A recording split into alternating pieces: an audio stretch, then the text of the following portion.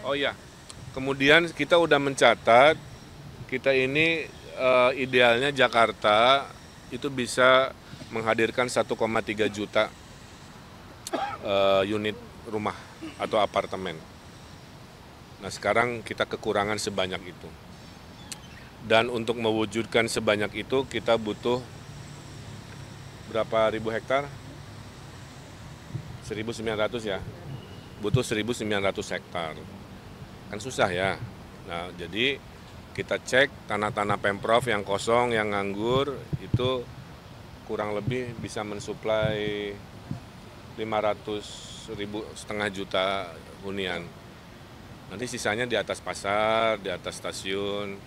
Nah, mudah-mudahan dalam 5 tahun kita akselerasi sehingga 1,3 juta warga yang ingin punya rumah bisa dipenuhin dalam waktu cepat. Apalagi Pak Prabowo kan peduli ya dengan social housing. Nah kita akan petakan tanah kosong, tanah di atas pasar dan lain sebagainya untuk penyediaan housing-housing. Itu kira-kira konsep tata kotanya. Bisa dikerjasamakan dengan program pemerintah yang Pak Ara sendiri mau 3 juta, itu kan berarti 3 juta rumah hunian itu kan setengahnya. Pokoknya apapun pemerintah pusat kerjakan, pasti Jakarta jadi etalasenya.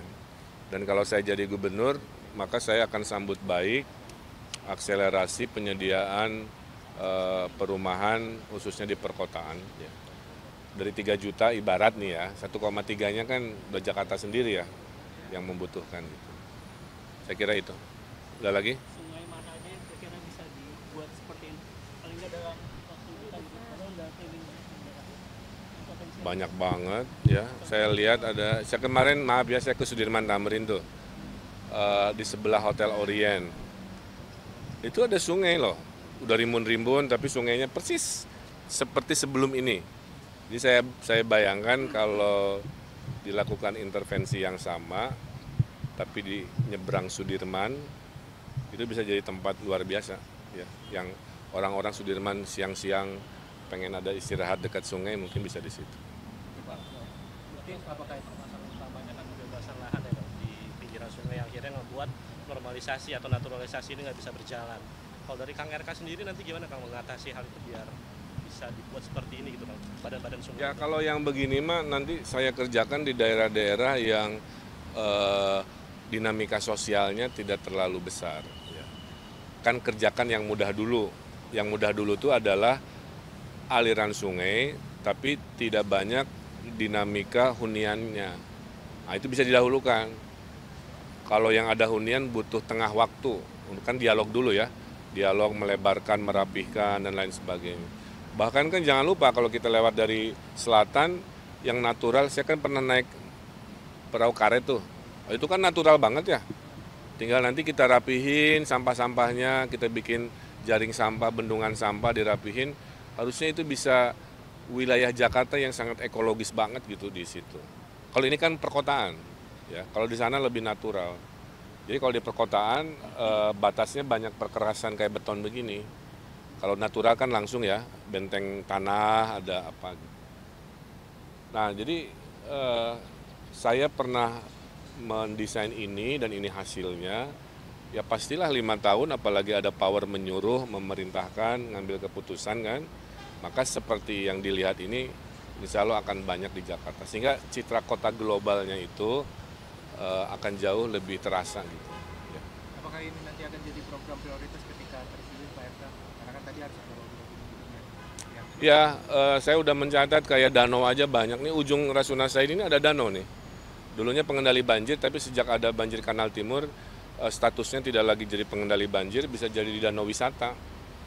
Kita sulap kayak begini, tapi bentuknya danau kan, yang di ujung Setiabudi ini. Jadi ada banyak, saya hitung ada 10, Rawabadak, Sunter, dan danau-danau lainnya gitu. Ya, jadi apa yang kawan-kawan lihat adalah karya yang sudah nyata. Sebelum saya jadi gubernur wali kota pun saya sudah berkarya di Jakarta. Dan kalau konteksnya tata kota yang sifatnya skala besar, ini adalah contoh yang paling nyata. Kasihan Pegah. Oke? Itu di situ tuh. Itu ada jembatan kan? Jembatan ya Pak. Itu kalau mau di shoot angle-nya tuh, karena sungainya kamu bisa lihat langsung dari tengah di jembatan itu. Boleh Pak ventilasi. TikTok, saya sedang berada di kawasan Rasuna Epicentrum. Kan di karya saya tahun 2005, sudah 20 tahun ya.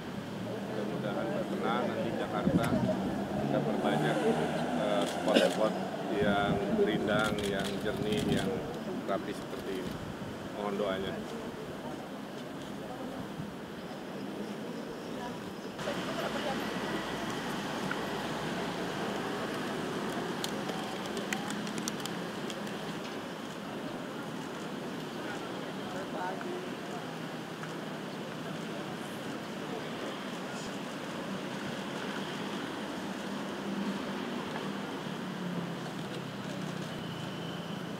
Udah? Kita lagi lihat sungai Pak. Mana lagi?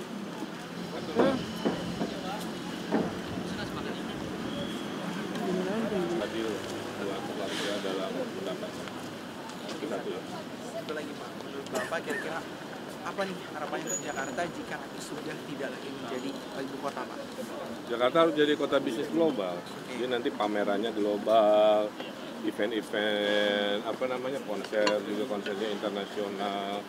Syaratnya itu, makanya harus memperbaiki lingkungannya, salah satunya seperti ini gitu. Siap. Terima kasih banyak Pak. Oke, aku duluan ya. Siap. Saya izin duluan, yuk telat. Ya kawan-kawan media, kita sedang berada di kawasan Sungai Rasuna Epicentrum.